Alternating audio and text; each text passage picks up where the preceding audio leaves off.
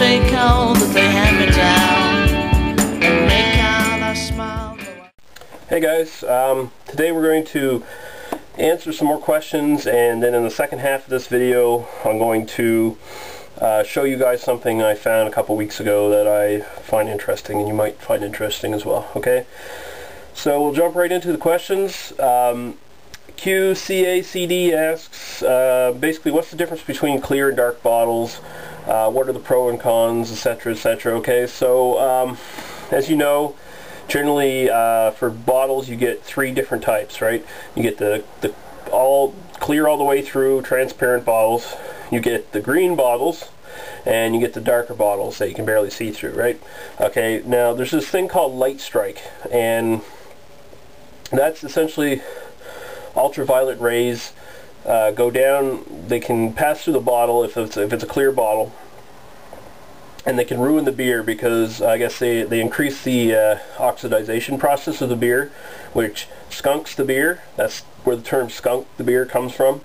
It ruins the beer, right? This can also happen if the beer is stored in an extremely warm, hot climate, if it's not, you know, refrigerated. So there's sort of pros and cons, I guess, about using different types of beer bottles. You'll notice a lot of not only companies like Corona, but also a lot of British companies actually will use clear bottles. Corona uses clear bottles. Miller, they use clear bottles. The chief reason, I believe, for this happening is they want to actually show what the beer looks like. Like even Miller's uses that as their new catchphrase, right? Like nothing to hide, right? And so in a way that's kind of good because it shows the beer color, shows what you're getting into.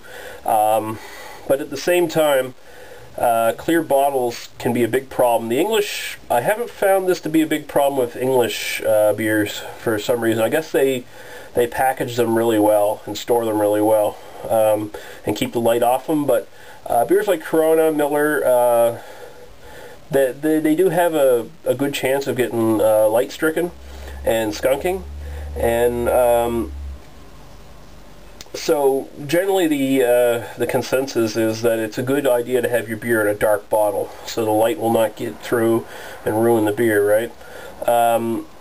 European markets, you'll find a lot of Pilsners and stuff using green bottles for some reason, and yeah, that's essentially it. It all has to do with how much light can get into a bottle and ruin it.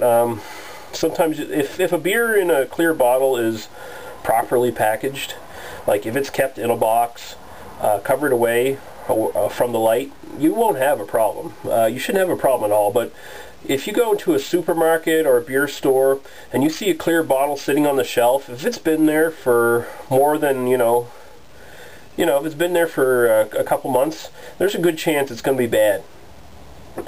Because the ultraviolet rays from even lights in the store lighting, can skunk the beer, so you have to be aware of that. Okay, your second question was my top 2 Irish beers of all time. Oh Jesus, that's a hard one. I haven't had a lot of Irish beers. I've had 2 or 3 really. A couple of different Guinnesses. I think Beamish is an Irish. Is Beamish not an Irish stout? If so, I'll say Beamish is definitely one of my favorites. I haven't had Murphy's yet. I believe that's an Irish one too. Guinness Extra Stout, I'll say. But it's really unfair of me to really list my top 2 favorite Irish beers when I've only like had 2 or 3. Next question. This guy Dylan JJ8. Okay. He wants me to go back and re-review some of my other beers, like go back in my archive and re-review some beers. Technically I am doing that, but I'm not doing it via video reviews. If you go to my blog, and if you have not seen the link to my blog on my main profile page, I'll put it over here in the description box. I've been slowly and randomly going through all my old reviews and posting new reviews where I do a little capsulated write-up of the beers and provide a picture and a link to the old video review. So technically I am actually going through all my old reviews and basically re-reviewing them, but I'm not going to do a bunch of video re-reviews. It just takes too much time, too much effort, uploading, recording, all the other bullshit, right?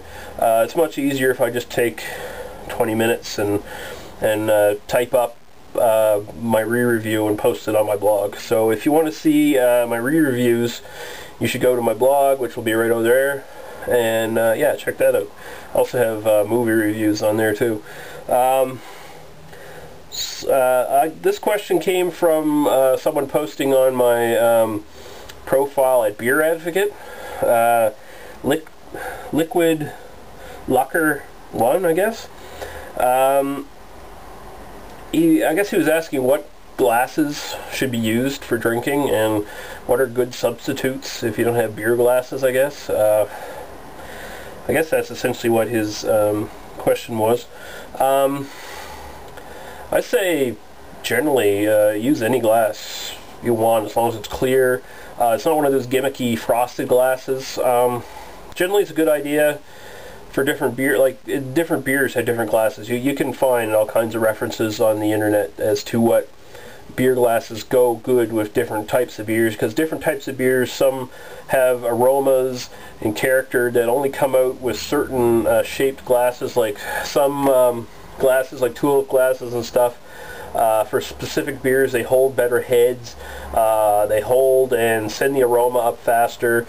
Some are shaped in a way that your hands will not, your body heat will not warm the beer too much, or they will warm the beer more and bring out more flavors, etc., etc. It's all kinds of different ins and outs. So it's not really a question I can pin down with one answer. Like basically all I'd say is stay away from gimmick glasses, stay away from plastic glasses. I mean, it's still okay, it's still drinking out of a cup is still better than drinking out of the bottle, right? Like even if the plastic cup. But I think it's generally a good idea to have a nice, good glass. And personally, I favor standard pint glasses and tulip glasses. And you know, you just have to experiment too, see what you like. Sometimes the recommendations you see on the internet are not always, don't always bring results that you would hope for. I'm not gonna take it all lying down, 'cause once I get started I go to town. 'Cause I'm not like everybody else.